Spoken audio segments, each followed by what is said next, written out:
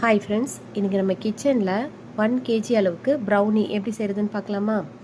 அதுக்கு 250 கிராம்ஸ் அளவுக்கு dark chocolate எடுத்திருக்கேன்.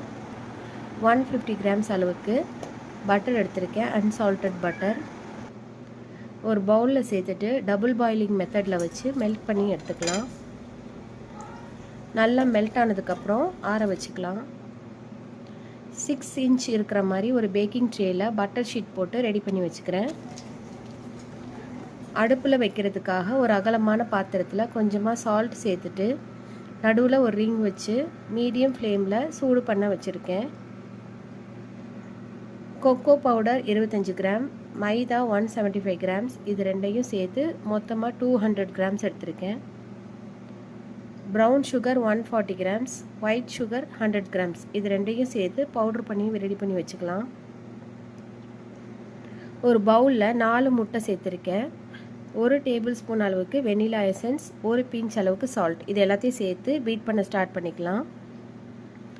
லைட்டாக பீட் ஆனதுக்கப்புறம் பவுட்ரு பண்ணி வச்சுருக்க ப்ரௌன் சுகர், ஒயிட் சுகர், இது ரெண்டையும் சேர்த்து நல்லா மிக்ஸ் பண்ணிக்கலாம்.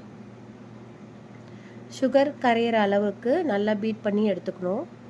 அதுக்கப்புறம் ஆறின சாக்லேட் மிக்சரை சேர்த்து நல்லா பீட் பண்ணிக்கலாம். எல்லாம் நல்லா மிக்ஸ் ஆனதுக்கப்புறம் மைதா கொக்கோ பவுடரை கொஞ்சம் கொஞ்சமாக சேர்த்து ஸ்பேட்டுலா வச்சு மிக்ஸ் பண்ணிக்கிறேன். இப்போது பாதி மிக்சரை பேக்கிங் ட்ரேயில் சேர்த்து நம்ம அடுப்பில் ரெடி பண்ணி வச்சுருக்க செட்டப்பில் வச்சு 1/2 an hour பேக் பண்ணி எடுத்துக்கலாம். மீதி இருக்கிற மாவை இன்னொரு பேக்கிங் ட்ரேயில் மாற்றிட்டு அவனில் 180 டிகிரியில் 25 மினிட்ஸ் வச்சு பேக் பண்ணி எடுத்துக்கலாம். நம்மளோட 2 ப்ரௌனியும் ரெடி ஆயிடுச்சு. எப்படி வந்திருக்குன்னு பார்க்கலாம். அவனில் வச்சது கிரிங்கிள் டாப்போடு நல்லா வந்திருக்கு. அடுப்பில் வச்சது லைட்டாக கிரிங்கிள் டாப்போடு வந்திருக்கு. மேலே நம்மளுக்கு தேவைப்பட்ட சாக்லேட்ஸ், நட்ஸ் போட்டு நம்மளோட ப்ரௌனியை சாப்பிட்டு என்ஜாய் பண்ணலாம்.